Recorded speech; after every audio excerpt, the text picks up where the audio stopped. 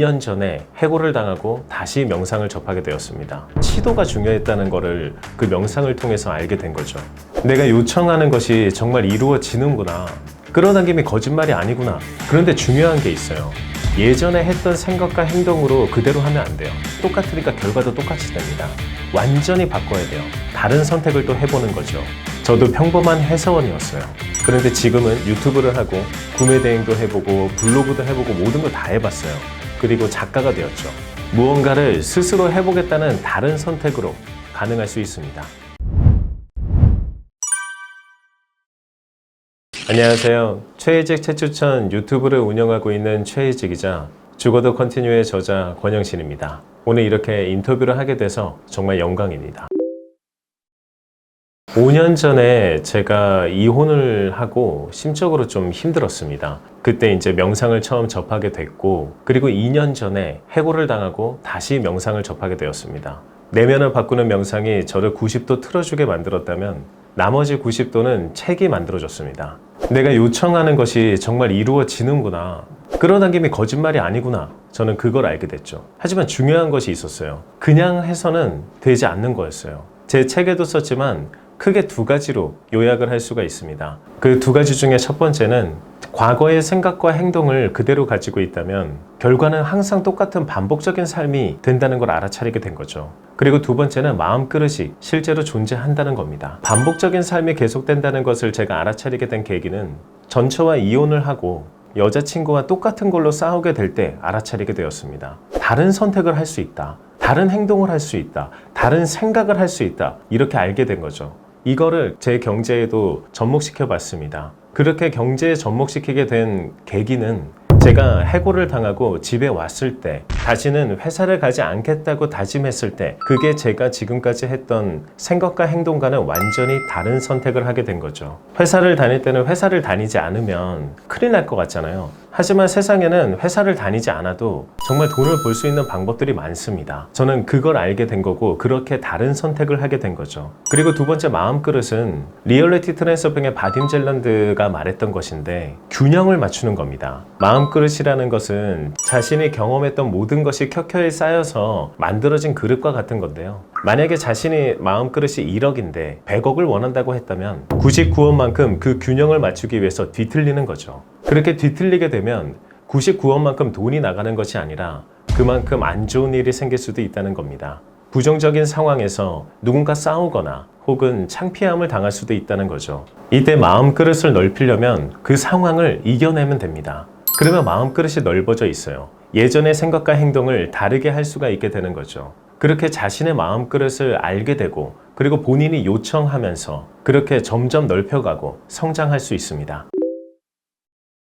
마인드무비는 자신의 꿈을 자신의 뇌에 다운로드하는 영상으로 보시면 됩니다. 자신이 미래에 되고 싶은 것을 이미지화해서 무비로 엮은 건데요. 명상을 할 때 잡생각을 날리게 되면 순간 찰나에 아무것도 생각나지 않는 그 순간이 있어요. 그 찰나의 순간에 자신이 마인드무비에서 봤던 이미지를 떠올리게 되는 거죠. 그것을 떠올리게 되면은 확신이 훨씬 더 강하게 들 수가 있고, 그 강하게 든 확신에서 자신이 본 이미지대로 그대로 상상을 할 수 있게끔 만들어줄 수가 있습니다. 처음에 마인드무비를 접했던 것은 조 디스펜자의 당신도 초자연적이 될 수 있다 책에서 접했는데요. 저도 만들어보고 싶었습니다. 그런데 우리나라에서는 아무도 만들어줄 수 있는 곳이 없는 거예요.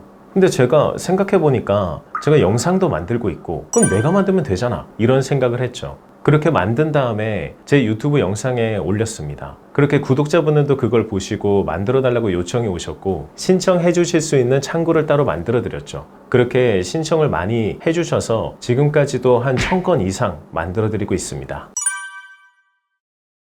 사람마다 모두 다르게 만들어 드리고 있죠. 사람마다 모두 꿈이 다르기 때문이죠. 일부 비슷한 것은 있지만 그래도 조금씩 세세하게 혹은 미세하게 다르기 때문에요. 만드시는 거는 사실 영상을 만드실 수 있으면 자신이 원하는 이미지를 찾거나 그 영상 툴로 해서 만드실 수도 있고 저한테 요청을 하실 수도 있죠. 근데 다만 마인드무비를 어떻게 활용하는 게 좋은가 이거에 대해서 말씀드리면 명상을 하기 전에 시각화 도구로서 보고 그 다음에 명상을 할 때 그걸 떠올리는 겁니다. 잡생각을 모두 잠재웠을 때 그 찰나의 순간에 자신이 봤던 그 마인드무비를 떠올리는 거죠. 실제로 제가 마인드무비를 만들어드린 사람 중에 2건이 정도 생각이 나는데요. 한 분은 믿기 어려우실 수도 있지만 암을 극복하시고 여행을 가셨다는 소식을 듣기도 했습니다. 또 한 분은 예술단에 합격하시고 싶었는데 4개월 뒤에 실제 그 예술단에 합격하셨다고 연락이 왔죠. 이렇게 연락이 온 경우는 제가 만든 것 중에서도 한 100건 정도 이렇게 연락이 온 것 같습니다. 이루셨다고요. 제가 이혼을 하고 해고까지 당하게 되면서 내 인생은 대체 왜 이런 것인가 이런 생각을 하게 됐었죠. 그때 또 생각이 든 게 회사를 위해서 제 머리를 쓴 적은 있지만 저를 위해서 제 머리를 쓴 적은 한 번도 없었다는 거예요. 10년 전의 나와 지금의 나는 분명히 경제적으로도 정신적으로도 다른데 그렇다면 세상의 모든 것은 성장에 있는 것이 답이 아닐까? 저도 10년 전과 비교해서 분명히 성장을 했다는 것이 보이니까요. 그러면 인생은 조금 떨어질 때도 있지만 계속해서 우상향으로 가는 게 아닐까? 이게 바로 성장이니까요. 그렇게 이제 책을 계속해서 읽으면서 제가 책을 보고 실천했을 때 경험이 좋았던 것들을 뽑아서 제가 혼자 리마인드를 하려고 책을 엮고 있었어요. 근데 어느 날 갑자기 출판사 대표님께서 광고 요청으로 전화가 오셨고 그리고 저에게 혹시 책을 쓴 적이 있느냐고 여쭤보시는 거예요. 이런 게 끌어당김인가? 이게 신호인가? 그래서 지금까지 엮었던 책을 보내드렸죠. 그 출판사 대표님은 내용은 좋지만 출판하긴 힘들다는 답변을 받았습니다. 예전에 저 같으면은 그냥 깔끔하게 포기했었을 거예요. 하지만 저는 마음그릇을 시험하는 거구나. 여기서 이거 하나만 견디면 분명히 내 책은 서점에 깔리겠구나. 이게 기정사실처럼 받아들이게 됐죠. 그래서 완전히 새롭게 아이디어를 구상해서 다시 쓰게 되었습니다. 기존의 자기계발서들이 뭐뭐 하라, 하지 마라 이런 명령어족이 좀 싫었어요. 자기계발도 자연스럽게 습득해야 되고 자신에게 파고들어야 할 수 있는 건데 그러려면 재미있고 쉬워야 된다. 저는 첫 장을 가볍게 시작하면서 점점 내용은 무거워지지만 손에서 뗄 수 없게끔 만들어드리고 싶었어요. 근데 어느 날 명상을 하는데 단어 하나가 갑자기 떠오르는 거예요. 저승사자라는 단어가요. 저승사자라는 단어를 떠올릴 일이 별로 없잖아요. 그래서 저는 이게 진짜 신호라고 생각했습니다. 신비로운 존재가 생에 대해서 이야기를 하면 더 좋겠다고 생각을 했습니다. 그래서 책에 접목시키려고 생각을 해봤죠. 스크루지 영감처럼 저의 과거를 돌아보면서 자기계발 요소를 넣으면 좋겠다. 이 생각도 들었고 그런데 좀 약했어요. 그래서 다시 명상을 했습니다. 그때 명상에서는 금성이 떠올랐어요. 금성이 갑자기 떠오르는데 대체 뭘까? 다시 질문을 했죠. 그때부터 갑자기 아이디어가 본물처럼 터지기 시작했습니다. 금성에는 자아가 센 사람이 있고 지구에는 내면의 신이 현현한 사람만 있다면 내면의 전쟁에 대해서 표현할 수도 있고 그리고 자아가 활동하는 방식에 대해서도 표현을 할 수가 있었어요. 2개의 스토리를 엮으려면 뭔가 장치가 하나 필요했죠. 그래서 미래에 시뮬레이션 게임을 하는 주인공을 또 만들어서 그 2가지를 연결시키는 가교 역할을 하는 것까지 플로우를 만들게 되었습니다. 마음의 평온을 가지는 것이 가장 중요하다고 생각하는데요. 마음의 평온을 가지게 되면 여유가 있고 여유가 생기면은 돈은 그냥 부산물처럼 따라오게끔 되어 있습니다. 어차피 인생이 우상향 그래프를 그리는 게 정말 맞다면 저는 그 그래프에 내려가는 선 중에서 해고를 당했을 때 말이죠. 한 지점에 있는 것에 불과한 거잖아요. 그래서 생각했습니다. 저는 어차피 올라갈 거라고요. 그런 확신이 생겼어요. 이게 세상의 법칙이라면 말이죠. 성장의 법칙이요. 그래서 자신에게 질문을 했어요. 너는 어떻게 살고 싶어? 너는 얼마나 벌고 싶어? 그렇게 계속해서 질문을 했더니 그때 떠오르는 단어가 지금이라는 단어였어요. 지금 이 순간 뭐든지 할 수 있는 거를 해보는 그런 시도가 중요했다는 거를 그 명상을 통해서 알게 된 거죠. 그러면 지금 이 순간에 주저하지 말고 회사를 다니지 않고도 무자본으로 할 수 있는 뭐든지 다 시도를 해봐야겠다. 그래서 유튜브도 해보고 구매 대행도 해보고 블로그도 해보고 모든 걸 다 해봤어요. 시도를 해보지 않으면은 아무것도 알 수가 없기 때문이죠. 지금 이 순간 자신이 움직이면 움직인 만큼 결과가 따라오게 됩니다. 그런데 중요한 게 있어요. 예전에 했던 생각과 행동으로 그대로 하면 안 돼요. 똑같으니까 결과도 똑같이 됩니다.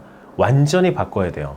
예전 같으면 좋아할 상황이어도 다른 선택을 한번 해보고, 또 예전 같으면 화낼 상황이어도 다른 선택을 또 해보는 거죠. 그렇게 작은 것부터 다른 선택을 해보면서 자신의 과거와 다른 경험치를 쌓기 시작할 수가 있어요. 게임은 죽어도 계속할 수 있잖아요. 게임과 마찬가지로 2회차, 3회차까지도 가능합니다. 저도 평범한 회사원이었어요. 그런데 지금은 유튜브를 하고 그리고 작가가 되었죠. 무언가를 스스로 해보겠다는 다른 선택으로 가능할 수 있습니다.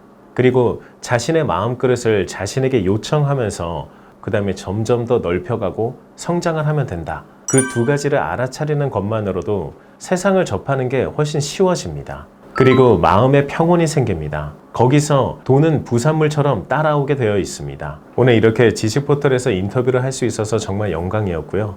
그리고 제가 오늘 말씀드린 그 두 가지를 기억하시면 세상이 정말 쉬워진다는 것을 느끼실 수 있을 겁니다. 그리고 죽어도 컨티뉴 잘 읽어주시면 좋겠습니다. 감사합니다.